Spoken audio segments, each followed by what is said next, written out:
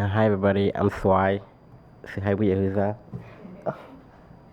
Yeah, so this summer I was in New Orleans working with an organization called Groundwork New Orleans, and they mostly work with like local communities that are at risk, and we're mostly working in communities that were like struggling against like water, and so basically what we did was talk to some of the communities. Like they will first have to get like a piece of land in a community that was suitable to construct a rain garden or a bioswale.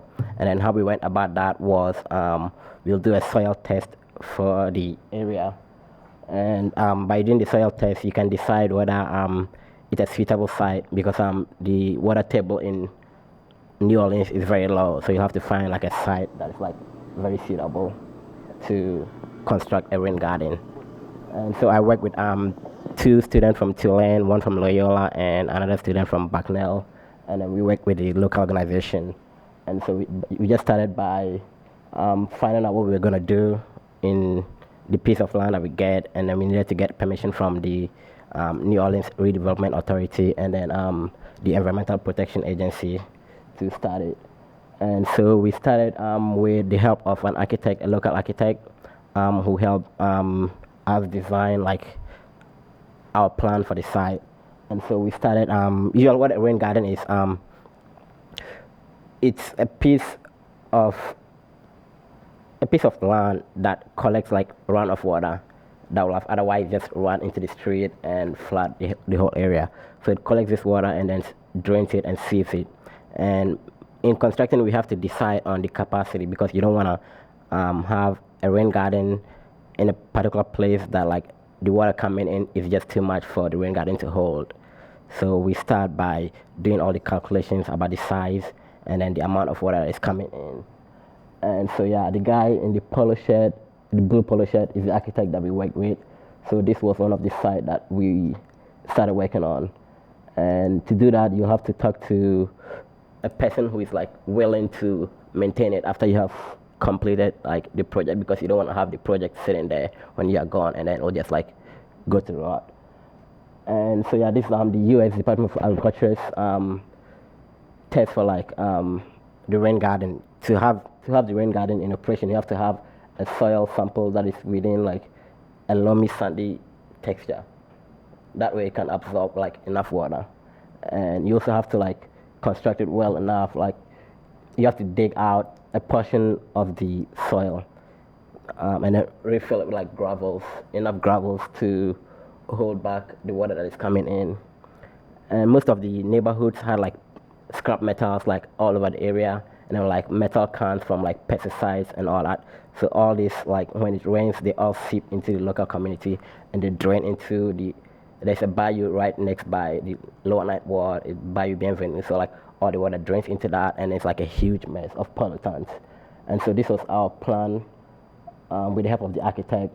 And to do this, we had to make sure we had like local plants, because in the rain garden you have to like put plants to sieve out and absorb like whatever like bad contaminant that were coming in.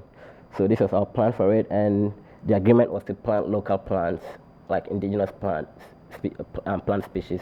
That way you wouldn't be introducing like a foreign plant that might not be able to like contain the local water that is coming in. And you also have to do like a velocity test, velocity control. For the water coming in, you have to like have a sufficient amount of banking, like in the channel that you create.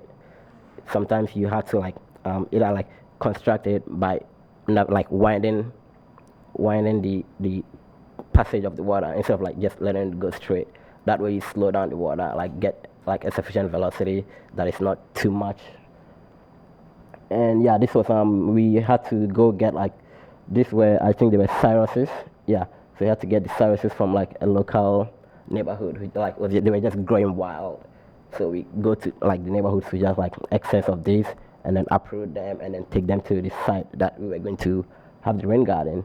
And then after that, we will have to make sure that we create a pathway for people to walk through instead of just walking to the rain garden. And this was what we did. We had it was just like taking bricks that were unused, like they were left to go to waste, and then like reusing them in a productive way.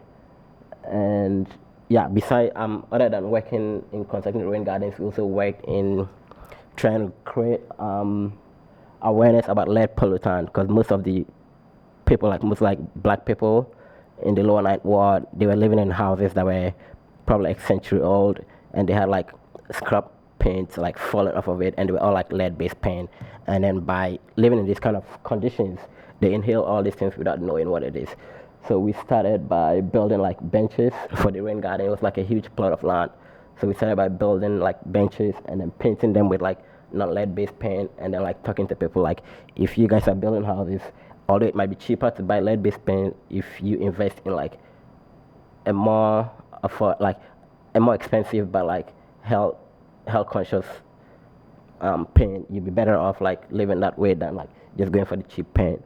So yeah, this was part of the construction of the benches for the rain garden.